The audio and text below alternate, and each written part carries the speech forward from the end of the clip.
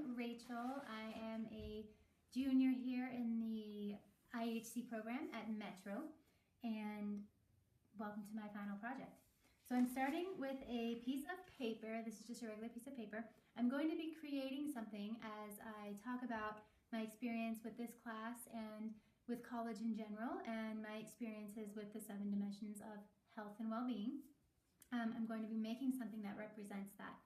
So there are a few steps here. I'll just go through them and discuss dimensions of health. The first dimension of health that speaks to me a lot is the physical dimension of health. And what we have learned over the course of this semester is that includes exercise and nutrition. I also believe, it just means that whatever you do physically and whatever food you put into your body to nourish you is a sign of respect for your body and respect for your physical health. Physical health has been a huge part of my journey in college. I first majored in kinesiology, or the study of human movement, and used that degree to become a certified personal trainer, which is what I've been doing for the last 6 or 7 years, is helping people discover their best self and how to be physically well and physically active, and what physical health means to them, not just what they think society defines physical health as. It's very important to make it personal and to make it meaningful for each person. The next dimension of health I want to talk about is psychological, so emotional health. Our thoughts and emotions, our beliefs about the world, about ourselves, about other people are super important. They have such an impact on how our lives play out, just manifestation, and with how we view the world. Our views of the world define us. How we view things is how we think about ourselves. There was a quote regarding that in one of the PowerPoints we did for one of the sections of this class is, how we see the world is not how the world is. How we see the world is how we view ourselves. And I have been working a lot on my thoughts and my emotions and my beliefs throughout my life, throughout college, and of course throughout this class. And this class has really highlighted how impactful our beliefs are on ourselves and on other people as well. So trying to have more positive thoughts than negative. And I know that you can't just get rid of all the negative in your life. That's impossible. But learning how to respond versus react to our negativity, whether it's coming from within us or from another person. So here we go. The next step is to fold the corners into the middle of the paper.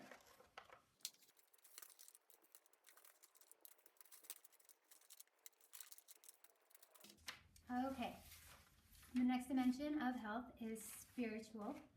And spiritual health is, I think, very important. We're spiritual beings. Spirituality can give people meaning and purpose, and I know that it has given me both in my life. And for example, I still am Christian, but I was once just predominantly Christian.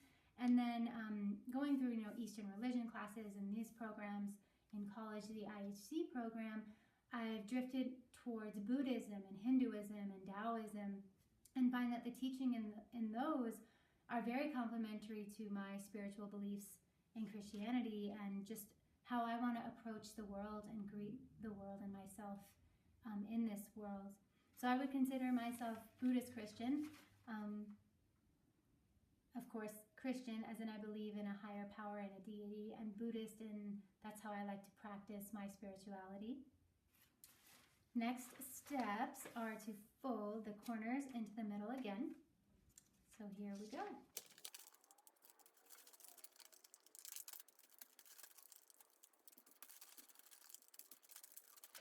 The next dimension I want to focus on is social health. So social health, of course, in college is huge. We have a lot of friends. We have social groups for finding our identity. My social groups and friends have changed throughout college because my likes and dislikes have changed, and what my hobbies have changed, and what I do in my spare time has changed. So, but I think what's important that I'm learning on following through with is showing people in my social setting, my friends, that I am responsible, that I'm dependable and reliable, and they can count on me and trust me, because relationships are probably some of the most important aspects of, our health and well-being, but our life in general. The people we choose to build our relationships with will determine, outcomes of our lives, and it's important to show people that you can be someone they can count on. We're going to turn this over, almost there, and do the next set of our folds.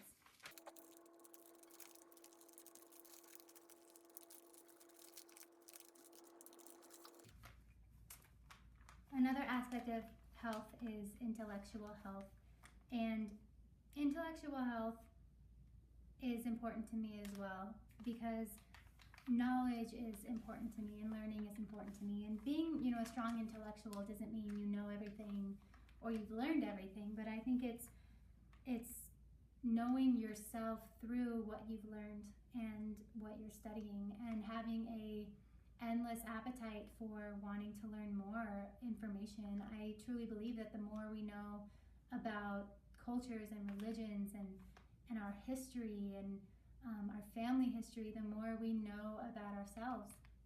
And intellectual health is something that I'm continually working on, with just my studies in school, how they help define who I am as a person and how I want to help other people, but also too just questioning everything that I learned, greeting each day and each classroom setting and each assignment and each reading with an open mind, and just being ready to learn and ready to listen.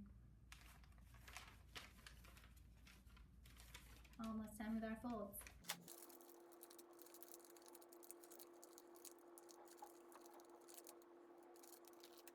This leads me to our next dimension of health, which is financial. And I really enjoyed the financial exercises and TED Talks we had in this class, because they're absolutely right. Financial stress and financial struggles in our society are very taboo. We don't talk about them, with our family or with our friends, sometimes even with our partners or our spouses. And it was very eye-opening and enlightening to witness that many college students, in fact, probably all college students, will have some sort of financial stress or burden at some point in their life, and just being able to plan for that and work through that and talk about that with other people is extremely important. I'm currently just working on my financial status and financial health and respect for money, and my purchases, I want to be a reflection of my respect for money and respect for myself and my wellness and personal health. So, I spend a lot of money on food. I spend a lot of money on supplements and nutrition, and that's what's important to me. And I do believe that what you spend your money on is going to be a reflection of what's important to you. And just paying attention to that is key to your financial health and well-being.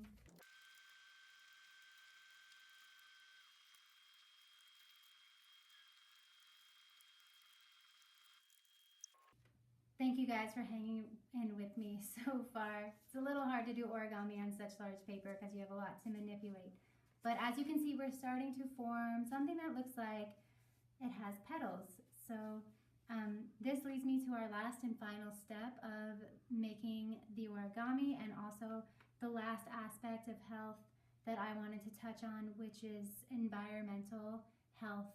And as I said earlier, I'm starting to practice more Buddhist belief and teachings and approaching the Buddhist path in our society. And Buddhists believe in karma. And karma isn't just, if you do something bad to someone, it'll come back and bite you at some point. Karma is witnessing and realizing that every action we have and do has a effect on the environment and on someone else and on our society. It has a impact regardless if it's good or bad. And so I've been starting to really try to decrease my environmental impact. And I do that in small steps with, how I run my water when I wash my dishes, and what I use to, wash my clothes and wash my windows and clean my house with, just looking for natural, non-toxic, environmentally safe and responsible products. And as a female, that goes into what you use to wash your hair with, or what body lotion you use, or the makeup you're using. It all has an effect, not just on our physical health, but on the environment as well. And we need to be very cognizant of future generations and the quality of this earth that they will receive, in 50 to 100 years. So it's a huge responsibility, but I think it's important for us to take it on, be it, little bits here and there of our impacts on our society. So I will do the last and final step of our origami piece.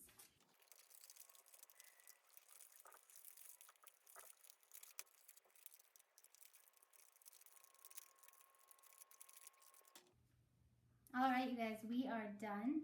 And you might have to use your imagination a little bit, but this is a lotus flower made out of a piece of paper. And I chose to make a lotus flower because lotus flowers have different meanings in different cultures and religions. Basically, a lotus flower represents rebirth, something that is born out of muddy, murky waters, something that can rise above the imperfections, the chaos, the muddiness, if you will, of life, and finding that higher purpose for your life. So this is my lotus flower, and of course it takes many steps to make a lotus flower, and I hope you guys have seen how the different steps were symbolic of the different dimensions of health and well-being, and how if you put all of those steps together, you can grow something beautiful, something that rises above the murkiness of life, which in this case is a lotus flower. So thank you for experiencing that with me and hanging through as I folded these steps into a lotus flower. I hope you guys have a great rest of your semester, and hope to see you guys in future classes. Thank you.